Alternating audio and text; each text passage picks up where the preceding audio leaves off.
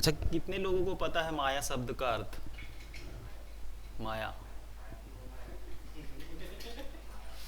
मतलब माया लड़की के बारे में बात नहीं कर रहे हैं, ये उससे बहुत कहीं आगे है। ठीक है कि और कुछ? सर माया का मतलब इल्यूजन होता है। Very good. और कुछ किसी के पास? पैसा, है ना? हाँ, बोलते हैं ना मोह माया में फंसा हुआ है। और सब लोग तो फंसे ही हुए हैं, मैं भी फंसा हुआ तभी यहाँ बैठा हूँ, है ना? आप लोग भी फंसे हुए हैं तभी बैठे हैं, है ना? कहीं ना कहीं सबका कुछ ना कुछ है एक दूसरे से लिंक। तो ये संस्कृत वर्ड है ना, माया। माँ का मतलब होता है जो, या का मतलब नहीं, मतलब जो नहीं है पर दिख रहा है, मतलब इल्यूजन जो इन्होंने इंग्लिश में कहा, एग्जैक्टली वही है। तो ये एक वर्ड है जिसके आप गॉड हो। अगर आप ऑपरेट कर रहे हो सॉफ्टवेयर का, तो आपको कहीं ना कहीं वो फील आएगा क्रिएटर वाला, कि जैसे हम ही कर रहे हैं, और सही भी बात है। तो ये एक जैसा अपना इन्फिनिटी वर्ल्ड है, कहीं ना स्टार्ट है ना एंड है, जाते जाओ ख़त्म नहीं होगा, उसी तरीके से इसमें भी विपोर्ट अपना पर्सपेक्टिव है। इसको आप कितना भी जूम करो उससे फ़र्क नहीं पड़ता, वो आप जाते रहोगे, वो ख़त्म नहीं होगा। इस तरीके से इसको डिज़ाइन किया हुआ है। और ऐसा कुछ है नहीं जो हम और आप सोचें और ये सॉफ्टवेयर कर ना पाए। हमारे और आपके सोचने की एक लिमिट है, इसके करने की लिमिट नहीं है। इसमें आप जो भी सोचेंगे सब कुछ हो सकता है, और बहुत स्मूथली हो सकता है। आपको बहुत ऐसा कहीं लगेगा ही नहीं कि यहाँ पे बहुत ज़्यादा ऐसा स्ट्रेस आ रहा काम करने में। तो इस सॉफ्टवेयर पे होता क्या क्या है, सबसे पहले उसके बारे में बात करते हैं। सबसे पहला टैब है मॉडलिंग का। मॉडलिंग में हम क्या करते हैं, चीज़ें क्रिएट करते हैं। जैसे अगर मान लो आपने एक कॉन्सेप्ट सोचा कि मेरे को कार बनाना है, या फिर करेक्टर बनाना है, या फिर कुछ एक बीजी बनाना है, तो जो भी बनाने से रिलेटेड है वो आप कहाँ पे करेंगे, मॉडलिंग में। और ये जितने डिपार्टमेंट्स हैं, किसी का किसी के डिपार्टमेंट में इंटरफेयर नहीं रहता है। जैसे आप अपने घर में रह रहे हैं, मैं अपने घर में रह रहा हूँ, मैं ऐसा नहीं कि आपके घर में चला जाऊँ, आप मेरे घर में आ जाएं। हाँ, कभी आ सकते हैं जब ज़रूरत पड़ेगी, कुछ ऐसा ओकेज़न होगा तो मैं बुला सकता हूँ। तो जो भी जिस डिपार्टमेंट का आर्टिस्ट होता है वो दूसरे के डिपार्टमेंट में इधर उधर कुछ भी नहीं करता। जिसका जो काम है, जैसे आपका काम है पढ़ना, अभी तो आप पढ़ रहे हो, आपके पेरेंट्स का काम है कि आपको वो फैसिलिटीज़ देना जो अभी रिक्वायरमेंट है आपके लिए, वो लोग कर रहे हैं, है ना? तो सब अपना अपना काम कर रहे हैं। इसी तरीके से सॉफ्टवेयर को भी डिज़ाइन किया गया है कि आप अगर मॉडलिंग कर रहे हैं तो आपको मॉडलिंग करना है, और साथ में टेक्सचरिंग प्लस है। अगर बड़े स्टूडियो में जाएंगे तो आपको सिर्फ मॉडलिंग ही करना है। नीचे उसके बाद है रिगिंग। तो मॉडलिंग आपने मान लो करेक्टर बना लिया, अब बना के मुर्दा बना के क्या फ़ायदा, है ना? मज़ा तो तब है जो इसको हमने बनाया उसको हम चलाएं और वो लाइव दिखे, मूवी में चले, एक्ट करे, रिएक्ट करे। तो उसके लिए हमको क्या करना पड़ता है, बोन्स का सेटअप करना पड़ता है। जैसा हमारे अंदर, हमारे बॉडी के अंदर स्केलेटन का सेटअप है, उसी तरीके से हम यहाँ पे रिगिंग करते हैं। तो बोन्स का डिज़ाइन करते हैं, बोन कैसा रहेगा वो आपके ऊपर है, कहीं कम ज़्यादा कर सकते हो। पर जो बेसिक कॉन्सेप्ट है कि उस स्टोरी के अंदर उस कैरेक्टर का क्या कैरेक्टरिस्टिक है, क्या करने वाला है, उससे रिलेटेड वो सारा कंट्रोलर होना चाहिए उसमें, जिससे आप उस पोज को बनाओ और वो आगे एनिमेशन हो सके। उसके नीचे जस्ट एनिमेशन। तो एनिमेशन डिपेंड करता है कि आपने रिग करके कैसा कैरेक्टर दिया है। अगर मैं बोलता हूँ आपने यहाँ पे कंट्रोलर नहीं दिया, मान लो फिंगर का कंट्रोलर प्रॉपर नहीं दिया, कि हाथ उसका बंद ही नहीं हो रहा, तो वो एनिमेटर कितना भी होशियार होगा, चालाक होगा, वो ऐसा पोज ही नहीं बना पाएगा। और एनिमेशन सब कुछ पोज का खेल है। 2D में क्या करते हैं, हम हर एक फ्रेम पे ड्रॉ करते हैं। जैसे यहाँ पे एक बॉल एनिमेशन बनाना है तो एक बार यहाँ ड्रॉ करूँगा, एक बार यहाँ ड्रॉ करूँगा, ऐसे ड्रॉ करते जाऊँगा। फिर उसको मैं चलाऊँगा तो वो क्या करेगा, मूविंग दिखेगा अपने को आफ्टर इफेक्ट या फिर अदर किसी एप्लीकेशन में चलाएंगे तो। 3D में ऐसा नहीं है। 3D में आपको पोज बनाना रहता है। एक पोज में यहाँ पे जैसे बॉल को यहाँ पे एक बार रखा, एक बार यहाँ पे रखा, एक बार बीच में रख देगा, तो ऑटोमेटिक वो जैसे टाइम लाइन प्ले करोगे आप, ऑटोमेटिक वो मूविंग दिखेगा, आपको एनिमेशन लेगा।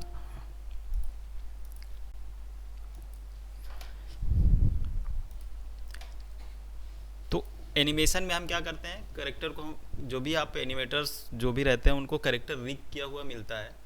बस उसको क्या रहता है, उसको मोशन देना रहता है, कि जैसे वो करेक्टर भांस रहा, रो रहा, दौड़ रहा, चल रहा, जो भी एनिमेशन आपका स्टोरी बोर्ड जैसा भी रहेगा उसके अकॉर्डिंग आपको उसको मोशन देना है। उसके नीचे है एफएक्स आर्टिस्ट। अब करेक्टर मान लो बन गया, रिग भी हो गया, अब एनिमेटर ने एनिमेशन भी कर दिया, उसके बाद करेक्टर कीचड़ में गिर गया। अब वो जो कीचड़ है, वो स्प्लैश है, वो कौन बनाएगा, एफएक्स आर्टिस्ट। ठीक है। तो जो एफएक्स आर्टिस्ट होगा उसको सब ऐसा इन्वायरमेंट बना बनाया मिलेगा। मान लो एक ऐसा मड का कुछ ऐसा बनाना है जहाँ पे वो कैरेक्टर गिर रहा, तो ऐसा उसको ज्योमेट्री मिलेगा, उसके अंदर वो सब पार्टिकल डायनेमिक जो भी रहेगा उसके थ्रू वो उसको क्रिएट करके देगा। उसके बाद है रेंडरिंग। रेंडरिंग सबसे खतरनाक डिपार्टमेंट है। क्यों ऐसा बोल रहा हूँ मैं कि स्टार्टिंग में मॉडल हुआ, स्लो हुआ, रिगिंग हुआ, एनिमेशन हुआ, रेंडरिंग में ना आउटपुट दिखने लगता है। तो बस वैसा ही है कि हम किसी जगह पे जा रहे हैं, उस बस उसके आसपास जैसे पहुंचते हैं ना तो कितना उतावलापन आ जाता है ना अपने पास, जल्दी से आ जा जल्दी से आ जा, है ना। ऐसा ही है। तो यहाँ पे आउटपुट एकदम मुंह के पास आ जाता है, मतलब यहाँ से सीधे कॉम्प में जाके, मतलब यहाँ 70% आपको आउटपुट दिख जाता है। उसके बाद आप बस वो कॉम्प में गया और एमओवी होके वापस आने वाला है, आउटपुट एकदम फाइनल। तो यहाँ पे प्रेशर ज़्यादा रहता है। तो रेंडरिंग में लाइटिंग आता है, टेक्सचरिंग भी अटैच रहता है। जो भी मतलब लाइटिंग आर्टिस्ट होगा उसको रेंडरिंग का सब कुछ पता होना चाहिए। तो रेंडरिंग में क्या क्या पता होना चाहिए? रेंडर का सेटिंग, लाइट के बारे में, पासेस के बारे में, कंपोजिटिंग के बारे में, कि जो हम, और वो जो वहाँ पे ये ऐसा डिपार्टमेंट है जहाँ पे सारा कुछ 3D 2D में कन्वर्ट हो जाता है। जब तक हम यहाँ पे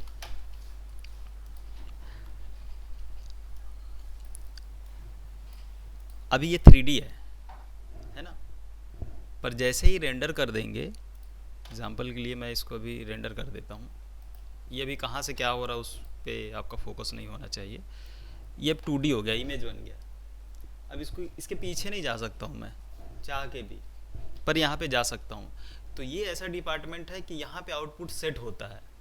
आपने जो सेट कर दिया वही होगा, उससे थोड़ा बहुत इधर उधर हो सकता है, पर आपने जो सेट किया उससे अगर कोई सोचे डबल कर लें या फिर ट्रिपल कर लें, क्वालिटी को अप कर लें, तो वो पॉसिबल नहीं है। ठीक।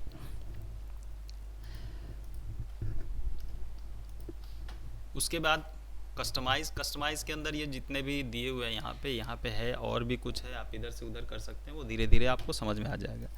अब बात करते हैं इस सॉफ्टवेयर को ऑपरेट करने की। सिंपल सा लॉजिक है। ऑल्ट को हमेशा थंब से होल्ड करके रखो, और माउस के तीनों बटन में इस व्यू पोर्ट से रिलेटेड सारे ऑप्शन हैं। लॉजिक वाइज बता रहा हूँ। ऑल्ट को होल्ड करके रखेंगे। अब राइट क्लिक कर रहा हूँ तो मैं क्या हो रहा, zoom in zoom out. Middle mouse के साथ पैन कर सकते हैं और लेफ्ट के साथ रोटेट कर सकते हैं। ऑल्ट ऑलवेज होल्ड करके रखना है।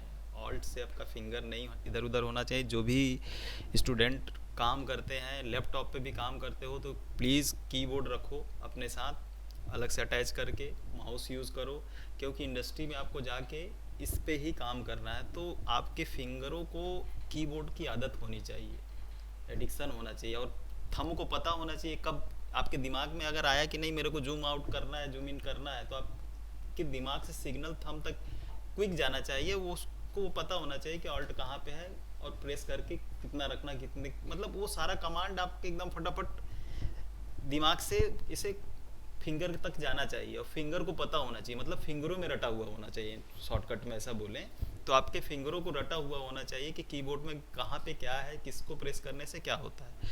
तो अगर मान लो व्यू पोर्ट से रिलेटेड कुछ आपको है, अगर व्यू पोर्ट को आप इधर उधर करना चाहते हैं या फिर रोटेट करना चाहते हैं, जूम इन जूम आउट करना चाहते हैं, पैन करना चाहते हैं, तो एक की हमेशा याद रखो, ऑल्ट को थंब से प्रेस करके रखना है। उसके बाद कीबोर्ड में हमारे पास क्या है, 3 ऑप्शन है, जिसमें एक राइट क्लिक करेंगे zoom in zoom out, middle mouse से पैन और लेफ्ट से रोटेट। फिर ये 4 व्यू है हमारे पास। यहाँ पे देखेंगे ना आप, यहाँ पे ये व्यू लिखा हुआ है, ये टॉप व्यू है, ये फ्रंट व्यू है, ये साइड व्यू है। तो जिस भी जगह पे आप कर्सर को रख देंगे और स्पेस बार प्रेस करेंगे, ऑल्ट के जस्ट बगल में कीबोर्ड में स्पेस बार होता है, आप जहाँ पे स्पेस बार प्रेस करेंगे कर्सर को रख के, वो क्या होगा, मिनिमाइज मैक्सिमाइज होगा। ठीक है। तो अगर आपको व्यू को छोटा या बड़ा करना है तो आप इससे कर सकते हैं। 2 की क्या क्या, ऑल्ट और स्पेस बार। ऑल्ट से क्या करते हैं, हम व्यू पोर्ट को डील करते हैं, रोटेशन वगैरह, और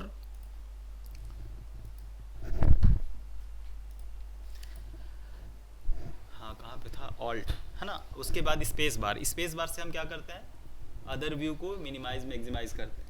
ठीक। ये काम आप स्मार्टली भी कर सकते हो इस माया पे। माया की खासियत क्या है, ये बहुत यूज़र फ्रेंडली क्यों है, इसकी एक खास वजह है। यहाँ पे जितने भी टूल्स अंदर हैं, वो सब कुछ आपको व्यू पोर्ट में मिलेगा। अभी कुछ चीज़ें नोटिस करना आप, विंडो तक सब कॉमन है। अब जैसे ही मैं स्विच करता हूँ रिगिंग में, पहले स्विच करने से पहले देखो कुछ लोग दरवाज़ा खटखटा रहे हैं, उनको अंदर कर लेते हैं। ठीक, तो जैसे रिगिंग में जाऊँगा ना तो यहाँ से देखना आप, नेक्स्ट डिपार्टमेंट में गया मैं, ठीक है, तो ओवरऑल सब कुछ चेंज हो जाता है विंडो के बाद से, विंडो तक कॉमन है। अब ये सारे टूल्स आपको ना स्पेस बार होल्ड करके यहाँ पे भी मिलेगा। जैसे अभी हम कहाँ पे हैं, एफएक्स में है ना, तो एफएक्स में क्या आ रहा है, पार्टिकल, यहाँ पे देखो पार्टिकल है, फ्लूइड है, क्लॉथ है, दिख रहा ना। अब इसके अंदर भी टूल्स हैं, वो आपको यहाँ से भी मिलेगा और आप यहाँ से भी जाके ले सकते। तो कहने का मतलब ये है कि आपको ये सारा जितना भी यहाँ इधर उधर देख रहे हैं आप, वो सब कुछ आपको यहाँ व्यू पोर्ट पे भी मिलेगा और आप मैनुअली भी जाके ले सकते हैं। तो घोड़े और गधे में फ़र्क पता है ना, घोड़ा बहुत स्मार्ट होता है ना, और उसको पता होता है कि मेरा लक्ष्य क्या है, कब क्या करना है। गधे को नहीं पता होता है, वो तो एकदम अपने मस्ती में रहता है, उसके पीठ में भला ही बोझ लदा हुआ है पर वो अपने हिसाब से ही चलता है। तो स्मार्ट टाइम बचाना है ना, कम टाइम में अच्छा काम करना है। हर इंडस्ट्री को वही चाहिए आर्टिस्ट कि जो अच्छा काम करे और कम समय भी ले। हमारा भी ऐसा ही कुछ उद्देश्य रहता है कि हम कम एफर्ट लगाएं और प्रॉफिट ज़्यादा हो, ऐसा ही है। तो अगर मान लो मैं बार बार ऐसा स्पेस बार प्रेस करता हूँ, फिर यहाँ कर्सर रखता हूँ और यहाँ से फिर आता हूँ, इधर छोटा किया, इसको बड़ा किया व्यू पोर्ट को, तो ये बहुत ऐसा नहीं लगता लेंदी प्रोसेस है? लगता है किसी को क्या? अब ऐसा नहीं तो लग रहा ना कि बस यही प्रोसेस हो सकता है। माया में ना बहुत सारे प्रोसेस हैं हर एक चीज़ के लिए। तो अभी आप मान लो पर्सपेक्टिव में हैं, तो स्पेस बार होल्ड करेंगे, राइट क्लिक करेंगे ना, तो देखो यहाँ पे ऊपर पर्सपेक्टिव है, यहाँ पे फ्रंट है, यहाँ पे राइट है, यहाँ पे टॉप है। तो पहला आपको सबसे ज़्यादा ये अभी मैं जो भी बताऊंगा उसको एकदम साइड में रख देना आप, और 2-3 घंटे सिर्फ स्पेस बार प्रेस करना है। और जैसा मैंने बताया ना, टॉप में क्या है, पर्सपेक्टिव व्यू, बॉटम में क्या है, फ्रंट व्यू, और उधर क्या है, राइट साइड, यहाँ टॉप। आपको एकदम पता होना चाहिए कि मेरा कर्सर कहाँ जा रहा है और कौन से व्यू में आ रहा हूँ मैं। समझ रहा हूँ मैं क्या बोल रहा हूँ? जैसे यहाँ पे मैं हूँ, अभी मेरे को पता है ऊपर पर्सपेक्टिव है, नीचे फ्रंट है, इधर साइड है, इधर टॉप है, यहाँ पे देख रहा हो ना। तो सिर्फ इसका ही प्रैक्टिस करना है, बाकी सब जो छोटी मोटी चीज़ें और मैं जो बताने वाला हूँ उसको एकदम साइड में रख दो अभी। मतलब व्यू पोर्ट के साथ ऐसा लिंक होना चाहिए आपको ना कि आपके उंगलियों के इशारे पे वो नाचे, तब जाके काम होता है अच्छा। एक तो हम मजबूर होके काम करते हैं, एक हम इंटरेस्ट लेके काम करते हैं। जैसे आपको प्रेशर दे के कुछ काम कराया जाता है, कुछ आप अपनी मर्जी से करते हैं। जैसे स्टेटस चेंज करना है ना, व्हाट्सअप चेक करना, इंस्टा चेक करना, ये हम अपने मर्जी से करते हैं, इसमें हमको खुशी मिलती है। तो वो खुशी आपको यहाँ से मिलनी चाहिए, तब जाके वो आउटपुट निकलेगा जो इंडस्ट्री में डिमांड है जिसकी। तो स्पेस बार होल्ड करना, राइट क्लिक करना है, और आपको ये प्रैक्टिस ज़्यादा करना है। ये तो था यूज़र इंटरफेस को किस तरीके से हम ऑपरेट करेंगे। बाकी मैंने बताया 4 व्यू हैं, जिसमें से ये 2 व्यू, ये 3 व्यू जो हैं, टॉप और फ्रंट और ये साइड, इसको हम ऑल्ट होल्ड करके जूम इन जूम आउट कर सकते हैं, मिडिल के साथ पैन कर सकते हैं। रोटेट ये होगा नहीं, क्यों? क्योंकि वो 2D व्यू है। फिर उसके बाद आते हैं अब मेन, कि किसी भी ऑब्जेक्ट को सिलेक्ट कैसे करें, रोटेट कैसे। हर एक 3D व्यू में 3 एक्सेस होता है ना, यहाँ पे भी है, देखो यहाँ पे दिख रहा है ना XYZ, शायद आप लोग को यहाँ पे डिस्प्ले में दिख रहा होगा। तो अगर जैसे मैंने कुछ क्रिएट किया, अभी कहाँ से क्रिएट किया ये सब अभी दिमाग में नहीं रखना है। तो अब ये कर्सर है जिसके वजह से मैं इसको सेलेक्ट कर पा रहा हूँ। जैसे सेलेक्ट करता हूँ ये ग्रीन हो जाता है, इधर बाहर क्लिक करता हूँ ये डीसेलेक्ट हो जाता है। तो ये सिलेक्शन के लिए टूल है ना कुछ। तो यहाँ पे वो रो है। सबसे पहले मैं थोड़ा सा ना एक चीज़ और बता देता हूँ पहले आपको। सिलेक्शन के लिए ये सिलेक्शन का है क्यू, इसका शॉर्टकट है, तो आप इसको ऐसा सेलेक्ट कर सकते हो किसी भी ऑब्जेक्ट को। साथ में ये भी दोनों सिलेक्शन के लिए हैं, पर ये इसके इंटरनल प्रॉपर्टी के सिलेक्शन के लिए। एग्जांपल के लिए अभी ये क्या है उसको मत ध्यान में दो। जैसे मान लो इसमें वर्टेक्स, हर एक 3D ऑब्जेक्ट में, मतलब जो भी 3D आप ज्योमेट्री यूज़ करेंगे उसके अंदर फेस, एज, वर्टेक्स ऐसा होता है। तो अगर आप किसी पार्ट को, इंटरनल पार्ट को सेलेक्ट करना चाहते हैं, तो जैसे लेसो टूल होता है ना फोटोशॉप में, तो इतने वर्टेक्स सेलेक्ट हो जाएंगे। अभी आप इसको इधर उधर मूव कर सकते हैं, या स्केल कर सकते हैं, जो भी करना चाहें, रोटेट भी कर सकते हैं आप यहाँ से यहाँ तक, या फिर स्केल कर सकते हैं। अब इनका शॉर्टकट देखना, ये मेन कोर टूल है इसकी। तो इसका शॉर्टकट है W, मतलब मूव टूल के लिए आप कर्सर रखेंगे तो आपको यहाँ पे हाईलाइट भी हो रहा होगा W। तो आप इसको जैसे सेलेक्ट करेंगे तो अभी आप इसको मूव कर सकते हैं, इधर से उधर ट्रांसलेट कर सकते हैं। यहाँ पे भी आप देख सकते हैं, तो इसको मैं इधर से इधर तक ट्रांसलेट कर सकता हूँ, या फिर इधर से इधर ट्रांसलेट कर सकता हूँ, या फिर इधर वाई में ट्रांसलेट कर सकता हूँ, या तो मैं डायरेक्ट सेंटर पे पकड़ के किधर भी ट्रांसलेट करूँगा, मतलब जो भी मेरी रिक्वायरमेंट होगी उसके अकॉर्डिंग। उसके नीचे जस्ट एक और टूल है जिसका शॉर्टकट है E।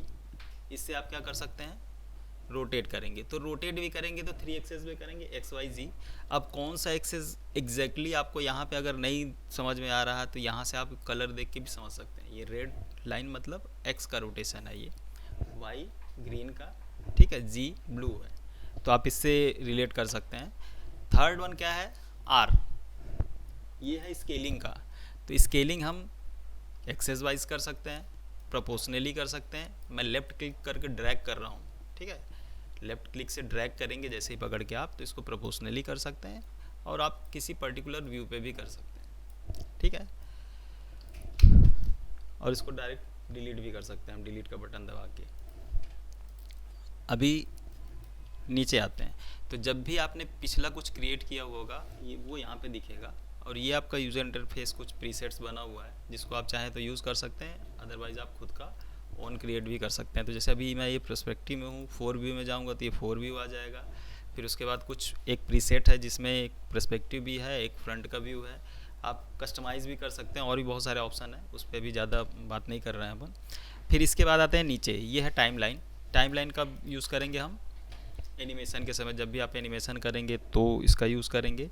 और दूसरी चीज़ इसके पास ये, जैसा आपने प्रीमियर वगैरह किया ही होगा ना, स्टार्ट फ्रेम, एंड फ्रेम, पर फ्रेम, की वाइज, ये सब कुछ एनिमेशन का पार्ट है, तो इसको डिटेल में उधर देखेंगे। उसके नीचे ना यहाँ पे मेल का एक ऑप्शन है, ये कमाल का ऑप्शन है। तो अभी ये जो आप देख रहे हो ना, ये सेल्फ है सारे, तो ये सॉफ्टवेयर के थ्रू बनाए हुए हैं। जितने भी टॉपिक्स हैं वो सब इसके अलग अलग जो आपको यहाँ मिलेगा ना, जैसे एग्जांपल के लिए मैं FX में हूँ, तो मैं यहाँ अगर जाता हूँ, जैसे FX के अंदर मेरे को पार्टिकल चाहिए, तो यहाँ से आप उसको फ़िल्टर भी कर सकते हो। जैसे मैस में है बायोफ्रस्ट, ये पार्टिकल का ही है कुछ, ठीक है। लाइटिंग का जो रेंडरिंग हम यहाँ से सेलेक्ट करते हैं, आप यहाँ से भी सेलेक्ट करके, जिसमें सारा लाइटिंग का शेडर वेडर सब कुछ आ जाएगा। मतलब वो टूल आपको यहाँ पर भी मिल रहा है, यहाँ पर भी मिल रहा है। और यहाँ पर अपना खुद का भी आप टूल एक ऐड कर सकते हैं, टैब जिसको सेल्फ बोलते हैं। तो ऐड करने के लिए आपको क्या करना है, यहाँ पे जाके न्यू सेल्फ करना है। आपका नाम होना चाहिए यहाँ पे, जो भी आपका नाम रहेगा। तो मैं ऐड करते करते बहुत आगे तक चला आया हूँ, तो मैं कुछ दूसरा ऐड कर दिया, ठीक है। तो ये बहुत, अभी देखोगे ना, जैसे ऐड तो हो गया पर ये पूरा एम्प्टी है। अब कुछ टूल ऐसे होते हैं जो हमको बार बार जाके अंदर अंदर से लेना होता है। जैसे फॉर एग्ज़ाम्पल ये स्पेयर मैंने बनाया, W प्रेस किया, अब इसको मैं शिफ्ट कर देता हूँ इसका पाइवर्ड यहाँ पे। अब मान लो मेरे को इसका एनिमेशन करना, रोटेशन देना इस पर। अब रोटेशन दूंगा तो मैं क्या होगा, ये यहाँ से घूम रहा है, यहाँ इसका पाइवर्ड यहाँ है, मैं चाहता हूँ यहाँ पे पाइवर्ड रहे इसका। तो या तो मैं यहाँ पे जाऊँगा, इसका टूल यहाँ पे मॉडिफाई के अंदर सेंटर पाइवर्ड, तो मैं बार बार जाऊंगा मॉडिफाई में, फिर जाऊंगा सेंटर पाइवर्ड, और ये स्पेस बार से भी नहीं आएगा। तो मेरा टाइम थोड़ा सा रहेगा, उस वहाँ पे जाना रहेगा, बार बार उसको सेलेक्ट करना रहेगा। फिर उसके बाद हम इसको सेंटर पाइवर्ड कर सकते हैं, जैसे यहाँ पे किया, अभी ये सेंटर पे आ गया, ये प्रॉपर अभी उसी जगह पे रोटेट होगा। दूसरा क्या तरीका हो सकता है कि मैं अपना एक सेल्फ बना लूँ, और जो भी इस टूल के अंदर, जहाँ पे भी अंदर अंदर ये सारे टूल्स हैं ना, जिसकी आपको बहुत ज़्यादा ज़रूरत पड़ रही है, उसको मैं यहाँ पे ऐड कर लूँगा। कैसे ऐड करना है, आप यहाँ पे जाएंगे मॉडिफाई के अंदर, सेंटर पाइवर्ड के ऊपर अभी कर्सर रखें, क्लिक नहीं करना, ऑल्ट और शिफ्ट को होल्ड करना है, देन क्लिक। अभी ये देखो सेंटर पाइवर्ड का यहाँ पे आ गया, तो आपको वहाँ नहीं जाना है। अब जितने भी टूल्स हैं आप इसी तरीके से ऑप्टिमाइज़ करके धीरे धीरे आपको जो लगने लगे, जब काम करने लगेंगे आप, तो लगने लगे कि नहीं ये टूल यहाँ पे होना चाहिए, इसके लिए बहुत बार बार अंदर जाना पड़ रहा है, तो आप यहाँ पे जाके क्या कर सकते हैं, उसको कस्टमाइज तरीके से अपने पास रख सकते हैं। यहाँ तक कि आप इसको एडिट भी कर सकते हैं। एडिट में आपको क्या क्या मिलेगा, जैसे इसका कलर, फ़ॉन्ट का कलर चेंज कर सकते हैं, फ़ॉन्ट के बैकग्राउंड में जो कलर है वो चेंज कर सकते हैं, साथ में आप पीछे थंबनेल भी लगा सकते हैं। दूसरा इसका और क्या यूज़ हो सकता है, एकदम फ्रेश है, यहाँ पे आप न्यू कर सकते हैं, या फिर हर एक सॉफ्टवेयर में न्यू फाइल ओपन और सेव करने का रहता है, तो आप यहाँ से भी कर सकते हैं। रीडू अंडू का यहाँ पे है। अब यहाँ पे देखें, ये स्क्रिप्ट एडिटर है। तो माया में जब भी आप फाइल सेव करते हैं ना, तो वो फाइल नहीं सेव करता, वो कोडिंग सेव करता है, और जब भी आप उसको ओपन करते हैं तो उसको रीड करके रीजनरेट करता है। तो अगर मैं यहाँ पे क्लिक करता हूँ, अभी मैं क्रिएट करने जा रहा हूँ क्या, स्पेयर। देखो यहाँ पे आ गया, स्पेयर मैंने क्रिएट कर दिया। तो यहाँ पे कुछ कमांड्स आ गए ना। तो ये सॉफ्टवेयर कौन सा लैंग्वेज समझता है, पाइथन। ठीक है, पाइथन आज के डेट में बहुत पॉपुलर लैंग्वेज है, बहुत सारे सॉफ्टवेयर में यूज़ हो रहा। तो आप इस पर राइट क्लिक करके भी इसको कॉपी कर सकते हैं, और ऐसे कंट्रोल सी भी कर सकते हैं। कंट्रोल सी किया है मैंने, और मेरे सेल्फ में जाता हूँ, इसको मिडिल माउस से ना ऐसे ड्रैग करके यहाँ पे छोड़ दो। तो जैसे ही छोड़ोगे ना, तो ये पूछेगा कि पाइथन बनाना है कि मेल बनाना है कि कैंसिल कर दो। तो मैं इसको मेल बना रहा हूँ। अब इससे फ़ायदा क्या है, ये डिलीट कर दिया मैंने। अब इसमें जाके एडिट करके आप उसका नाम वाम दे दो, जो भी आपको लगे। तो यहाँ पे आप उसका आइकन का नाम जो आपको पसंद हो वो दे दो, स्पेयर दे दो, या फिर जो भी कुछ हो। अब जैसे ही आप इसको क्लिक करोगे, तो यहाँ पे क्या होगा, वो क्रिएट हो जाएगा। अब मैंने जो बताया ना, ये मैंने एक औजार बताया आपको। अब इसका यूज़ आप कितने स्मार्टली तरीके से करते हैं। जैसे एग्जांपल के लिए मैं एक करेक्टर बना रहा हूँ, तो करेक्टर भी बनाऊँगा तो भी तो यहाँ सब लिख के ही आएगा ना। यहाँ पे कोडेड जो भी मैं करते जा रहा हूँ, देखो सब यहाँ लिखते जाएगा वो। तो उसको ऑप्टिमाइज़ करके, और जिनका ड्राफ्टिंग अच्छा है तो प्लीज़ थोड़ा पाइथन देखें, उसको थोड़ा बहुत समझने की कोशिश करें, वो बहुत हेल्प करेगा आपको। तो वो ऑप्टिमाइज़ करके आप इसको स्क्रिप्ट बना सकते हो। बस उस बटन को क्लिक करना रहेगा, वो करेक्टर बन के रेडी हो जाएगा। समझ में आया ना। तो बहुत सारी चीज़ें हैं जो हम बहुत बार बार करते हैं, जैसे डिस्प्ले लेयर हो गया, रेंडर लेयर। जब लाइटिंग में जाएंगे तो बहुत सारे लेयर्स बनाते हैं, हम पासेस निकालते हैं, तो वो ऐसा कस्टमाइज़ करके रख लेंगे, और एक ही बार क्लिक करेंगे तो सारा लेयर बन के यहाँ पे आ जाएगा विथ नेम। तो ये एक अच्छा टूल है। उसके बाद यहाँ पे ऊपर आ जाते हैं, यहाँ से अभी यहाँ पे आता हूँ मैं। ये प्ले ब्लास्ट के लिए, ये मतलब ये एनिमेशन से रिलेटेड सब कुछ है। यहाँ पे ये थोड़ा सा कुछ एडवांस है, इसको देख सकते हैं। प्रेफरेंस, हर एक सॉफ्टवेयर में प्रेफरेंस होता है। तो अभी अपने को इस प्रेफरेंस में भी कुछ सेटिंग नहीं करना है, कुछ भी नहीं करना है। ये डिफ़ॉल्ट बहुत अच्छा है। हाँ, अगर आपको लगता है कुछ अब एडवांस करना है तो उस समय सेटिंग कर सकते हैं। बस एक चीज़ ध्यान रखना है, अंडू का लेवल हमेशा इन्फिनिटी होना चाहिए, या फिर आप इंक्रीज़ करके रखो, ताकि आप स्टार्टिंग में गलतियाँ तो करेंगे ही ना, सब करते हैं, मैं भी किया, आप भी करेंगे, तो उसको आप कंट्रोल जेड कर पाओ। उसके बाद यहाँ पे आ जाते हैं, ये डिस्प्ले लेयर है। डिस्प्ले लेयर का मतलब जो आप यहाँ व्यू पोर्ट पे देख रहे हैं उससे रिलेटेड सब कुछ है। कंट्रोल डी से इसमें डुप्लीकेट होता है, तो जब भी आप कॉपी बनाना चाहते हैं तो यहाँ पे कंट्रोल डी प्रेस करेंगे, कंट्रोल डी। तो दो ऑब्जेक्ट है, पर एक समय पे मैं एक ही ऑब्जेक्ट पे काम कर सकता हूँ। ऐसा तो नहीं है ना कि दो ऑब्जेक्ट में एक ही बार मैं काम करूँगा। कर सकते हैं क्या, नहीं करेंगे ना, एक समय पे भी एक ही पे करेंगे। तो ये फालतू का व्यू पोर्ट पे क्यों अपना बर्डन बढ़ाए, और व्यू पोर्ट हैवी होगा। अभी तो ये स्पेयर है, मान लो आप बड़ा कोई काम कर रहे हैं तो एक पर्टिकुलर एरिया पे काम करेंगे, तो वो आपको डिस्ट्रैक्ट करेगा। इससे अच्छा हम क्या करते हैं, उसको यहाँ डिस्प्ले लेयर में ना, यहाँ पे देखो दो ऑप्शन है, एक एम्प्टी लेयर क्रिएट करने का है, एक लेयर विथ ऑब्जेक्ट। तो जो भी आप सेलेक्ट करके रखोगे वो यहाँ पे एक स्पेयर जैसा बना होगा। तो अगर आप कुछ सेलेक्ट करके आपने रखा हुआ है तो क्या कर सकते हैं, हम उसको उसके साथ ऐड कर देंगे। अभी वो इस लेयर के अंदर आ गया। जैसे फोटोशॉप में आई सबसे ऊपर ऐसा बना हुआ होता है ना, ऐसे ही ये विजिबिलिटी है यहाँ पे। इसको ऑफ करोगे ना तो उसके अंदर चला गया, नहीं दिखेगा वो। अगर फिर भी लगता है नहीं वो दिखना भी चाहिए, पर वो सेलेक्ट ना हो या फिर वो डिस्ट्रैक्ट ना करे, तो यहाँ पे अपने पास कुछ ऑप्शन है। जैसे ये टी ट्रांसपेरेंसी मोड में है, एक रेफरेंस मोड में है, तो ये अभी सेलेक्ट नहीं होगा। और ये नॉर्मल कर देंगे तो अभी सेलेक्ट भी होगा, और आप उसको इधर उधर भी कर पाओगे। तो कुछ ये व्यू पोर्ट को ऑप्टिमाइज़ करने से रिलेटेड है, डिस्प्ले से रिलेटेड है। उसके बगल में है एम्प्टी लेयर क्रिएट करने का। तो अभी जैसे आप क्लिक करोगे, अभी इस लेयर के अंदर कुछ भी नहीं है, पर आप जो भी चाहें उसके अंदर डाल सकते हैं, राइट क्लिक करके ऐड सेलेक्टेड। अभी ये इसके अंदर चला गया। यहाँ तक कि आप यहाँ पे कलर वलर नाम वाम चेंज कर सकते हैं, इस पर आप अपने ऑब्जेक्ट का नाम लिख सकते हैं, और इस पर जो वायर फ्रेम दिखेगा उसका कलर आप यहाँ से चेंज कर सकते हैं। जैसे अभी मैं 4 प्रेस करता हूँ तो अभी देखो इसका ये कलर चेंज हो गया ना। फिर उसके बाद है रेंडर लेयर। रेंडर लेयर जब हम लाइटिंग में जाएंगे उसके बाद लाइटिंग में जाएंगे तब ये देखेंगे रेंडर लेयर क्या होता है, क्योंकि यहाँ से आप पासेस जनरेट करते हैं। उसके बाद एनिम लेयर, तो जब आप एनिमेशन करते हैं तो बहुत सारे कैरेक्टर एक साथ हो सकते हैं एक सीन में, अकेला भी हो सकता है, तो उसको किस तरीके से मैनेज किया जाता है। जैसे मान लो एक ही सीन में, जैसे हम लोग बैठे हुए हैं, एक सीन है, वहाँ पीछे कैमरा है और हम और आप बैठ के क्लास कर रहे हैं, तो अब हर एक कैरेक्टर को एक साथ एनिमेट करना बहुत टफ हो जाता है ना, तो इसके लिए हमारे पास एनिमेशन लेयर है। इसके बाद आते हैं चैनल एडिटर। चैनल एडिटर में आपको प्रॉपर्टी मिलती है हर एक 3D ऑब्जेक्ट में ट्रांसलेट, रोटेट, स्केल और उसकी विजिबिलिटी रहती है। तो ट्रांसलेट 3 एक्सेस में रहेगा, रोटेशन भी 3 एक्सेस में रहेगा, स्केलिंग भी 3 एक्सेस में रहेगा, साथ में उसका पीवी है, प्राइमरी विजिबिलिटी बोल सकते हैं। तो अगर आपको ये नहीं देखना है तो आप इसको 0 करोगे तो ये दिखेगा नहीं, यहाँ पे 0 प्रेस कर दो, पर वो है वहाँ पे, दिख नहीं रहा। एक और तरीका है, 1 प्रेस करेंगे तो ऑन होगा। दूसरा क्या तरीका है कि ये यहाँ पे रहे पर वो रेंडर में ना आए, उसको पीवी बोलते हैं, प्राइमरी विजिबिलिटी बोलते हैं। तो व्यू पोर्ट पे तो रहेगा पर वो दिखेगा नहीं आपको रेंडर में, क्योंकि यहाँ पे जो हम देखते हैं वो एक्चुअल नहीं है। जो हमको रेंडर मिलने वाला है वही हमारा आउटपुट है।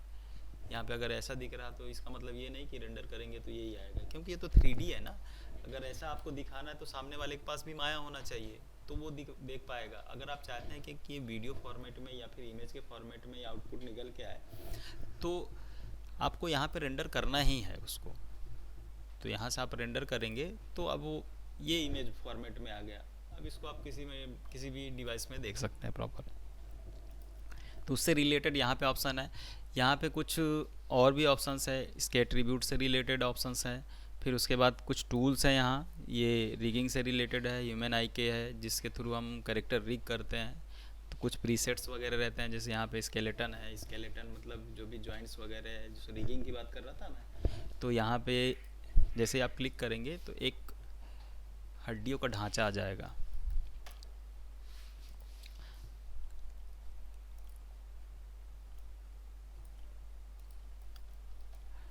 जैसा हमारा ह्यूमन का पूरा स्ट्रक्चर रहता है वैसे ही आप मैनुअली भी क्रिएट कर सकते हैं। अब इसको मैश में रख के हम उससे बाइंड कर देते हैं, साथ में फिर एनिमेशन करते हैं। तो उससे रिलेटेड कुछ यहाँ पे आपके पास ऑप्शन है। एक ये यहाँ पे एक मैक्स स्टाइल में कुछ एक टूल की नया अपडेट हुआ जिसको मल्टी कंपोनेंट कहते हैं, जिसमें आपको एक्सट्रूड करने को मिलेगा, ब्रीज व्रीज जो भी हम किसी भी एक ज्योमेट्री को एडिट करने के लिए टूल यूज़ करते हैं वो सारा टूल आपको यहाँ पे मिलेगा।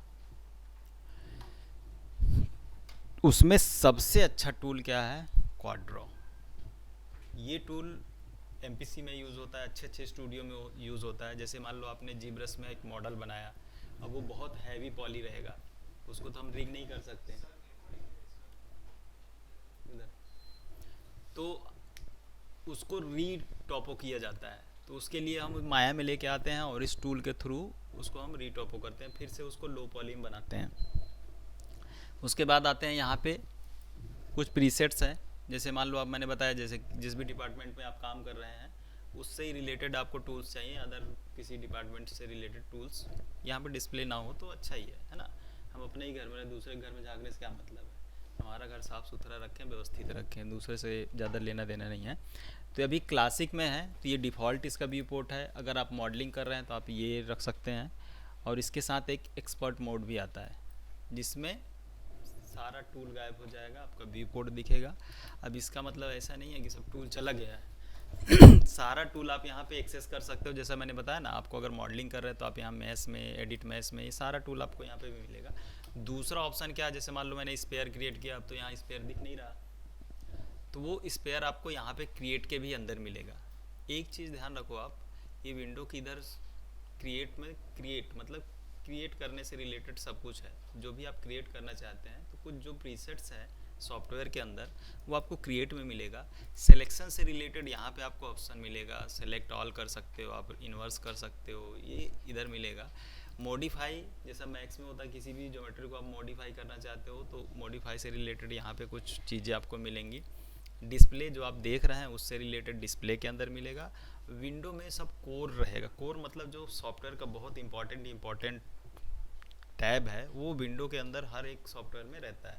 तो जैसे अभी मैंने प्रेफरेंस खोला था ना, वो आपको यहाँ पे भी मिलेगा। देखो ये है ना सेटिंग प्रेफरेंस, सेम टैब यहाँ पे भी मिल जाएगा। दूसरा जो क्रिएट में बोल रहा हूँ, क्रिएट करने के लिए आपने जब भी हमने स्पेयर बनाया था वो आपको मिलेगा। नब्स का कुछ हम बना रहे हैं सरफेस का तो वो मिलेगा। इधर C V curve, V V curve सब कुछ यहीं पे मिलेगा। साथ में आप यहाँ पे राइट क्लिक करेंगे शिफ्ट होल्ड करके ना, तो यहाँ पे भी सब कुछ मिलेगा आपको कहीं जाने की ज़रूरत नहीं है। शिफ्ट होल्ड करके राइट क्लिक करेंगे तो आपको, हाँ कब, जब कुछ सेलेक्ट ना हो, एम्प्टी एरिया पे शिफ्ट होल्ड करके राइट क्लिक करेंगे तो ये आपको ऑप्शन मिल जाएंगे। यहाँ पे आप स्पेयर ले लें, अभी यहाँ से आप ड्रॉ कर सकते हैं। ठीक, तो अभी इस मोड से बाहर आते हैं, फिर से इस कंकाल को हटा दो।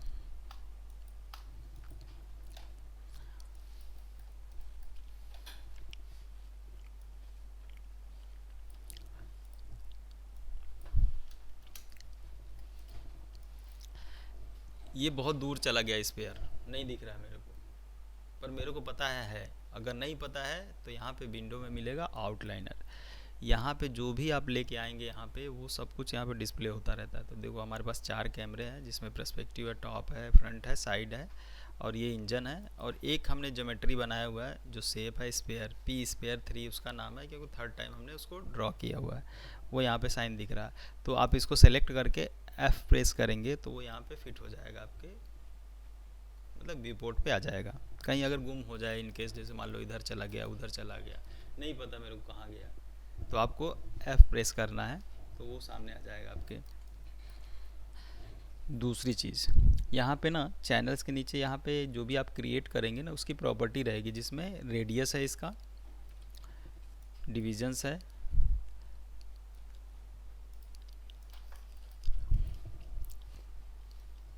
अब दूसरा शॉर्टकट बताने जा रहा हूँ मैं कीबोर्ड का। एक मैंने ऑल्ट बताया, ठीक है।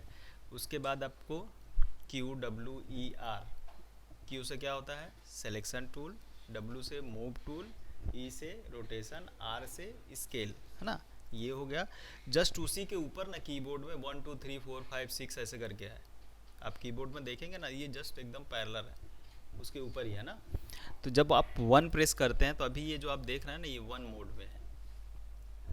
फिर उसके बाद अगर मैं 2 प्रेस करूँगा तो थोड़ा समय लेगा, आ रहा अभी। तो मैक्स के जैसा यहाँ पे ऐसा नहीं है कि आपको इस टर्बो स्मूथ लगाना है या फिर स्मूथ अप्लाई करना है। यहाँ पे एक शॉर्टकट है 3 का। वो 3 क्या करता है, व्यू पोर्ट को तो अपने लाइट रखता है, पर वो रेंडर के समय उसको क्या करेगा, डिविजन्स बढ़ा के रेंडर करके आपको अच्छा इमेज देगा। तो अभी 2 प्रेस किया है मैंने, तो 2 प्रेस किया तो देखो ये हार्ड मोड भी दिख रहा है और स्मूथ मोड भी दिख रहा है। इसका फ़ायदा क्या है कि जब आप कुछ डिफॉर्म कर रहे हैं, कुछ ज्योमेट्री बना रहे हैं, तो मान लो आपने गलती से उसको अंदर रख रखा है तो आपको यहाँ से पता चल जाता है 2 मोड से कि अच्छा ये अंदर की तरफ गया है, मतलब हमको क्या करना है, उसको बाहर की तरफ लेके आना है। तो ये 2 है।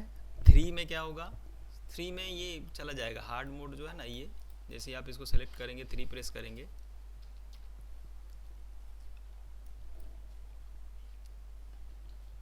वन 3, तो अभी वो हार्ड वाला चला गया, अभी सिर्फ स्मूथ वाला है। फिर उसके बाद जब 4 प्रेस करूँगा तो ये वायर फ्रेम हो जाएगा, 5 प्रेस करूँगा तो शेडेड मोड हो जाएगा। तो 1 2 3 4 5 6 भी है, वो टेक्सचर मोड है। अगर आपके ऑब्जेक्ट पे टेक्सचर डला हुआ है तो आप इसको यूज़ करेंगे।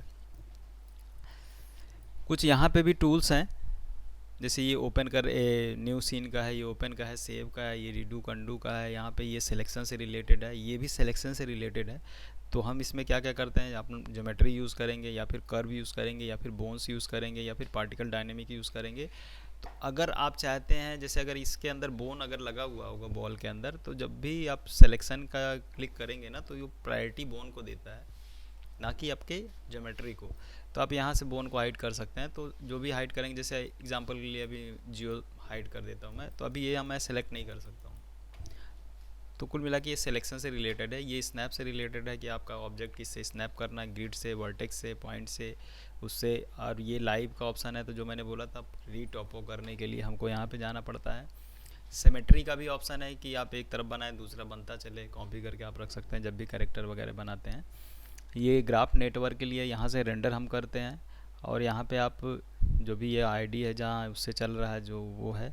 अब यहाँ पे जाएंगे तो ये कुछ टूल्स हैं जो मैंने बताया, डिपार्टमेंट वाइज स्वैप होते रहता है, स्विप होते रहता है। जैसे रिगिंग में जाएंगे तो ये सब बदल जाएगा, एनिमेशन में जाएंगे तो बदल जाएगा। तो ये एक बेसिक इन्फॉर्मेशन था किसके बारे में, यूज़र इंटरफेस के बारे में।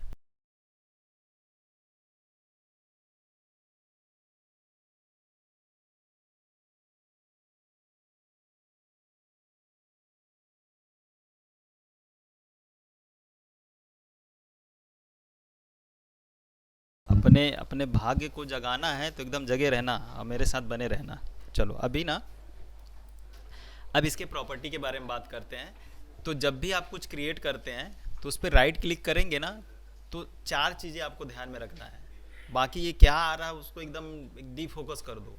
एक ये ध्यान रखो कि एज, दूसरा ये ध्यान रखना है कि नीचे फेस है, तीसरा ध्यान रखना ऑब्जेक्ट मोड, चौथा ध्यान रखना वर्टेक्स मोड। तो वर्टेक्स का मतलब ये पॉइंट्स, अब इसको मूव करना है तो डब्ल्यू प्रेस करेंगे, आप इधर उधर मूव कर सकते हैं। एज का मतलब ये लाइन, इस पर डबल क्लिक करेंगे तो आपका जितना भी लूप होगा आप उसको पकड़ के इधर उधर एडिट कर सकते हैं। फेस का मतलब एक पॉली, जिसको आप यहाँ वहाँ कर सकते हैं, साथ में इसको एक्सट्रूड करके बाहर भी कर सकते हैं। और ऑब्जेक्ट का मतलब आप बाहर चले जाते हैं, अभी आपका ऑब्जेक्ट सेलेक्ट नहीं है, बाहर की तरफ आ गया। तो जब भी आप क्लिक करेंगे तो ग्रीन होगा, मतलब ये ऑब्जेक्ट मोड में है अभी। अगर इसके प्रॉपर्टी के अंदर जाना है तो क्या क्या प्रॉपर्टी इसका, ऊपर ऐसा मत पढ़ के मत समझना कि एज है, ये समझो कि ये कर्सर ऊपर चला गया मतलब एज मोड पे चले गए हम, कर्सर नीचे आ गया मतलब फेस मोड पे आ गए ऐसे।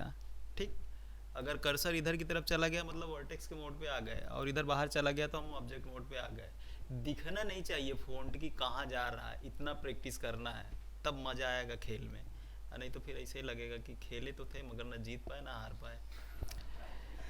ठीक है, तो आपका मेन टास्क अभी ये है कि आप यूज़र इंटरफेस चेंज करें, कैसे चेंज करना है ऐसे बस इस तरीके से प्रैक्टिस करें, बनाना नहीं है कुछ भी, ऐसा प्रैक्टिस करें। फिर इसके प्रॉपर्टी में जाना है तो इधर जाएंगे तो क्या होगा, इधर जाएंगे तो क्या होगा, इधर जाते हैं तो क्या होता है, इधर जाएंगे तो क्या होगा, है ना। इसका प्रैक्टिस करना है, कुछ बनाना नहीं है।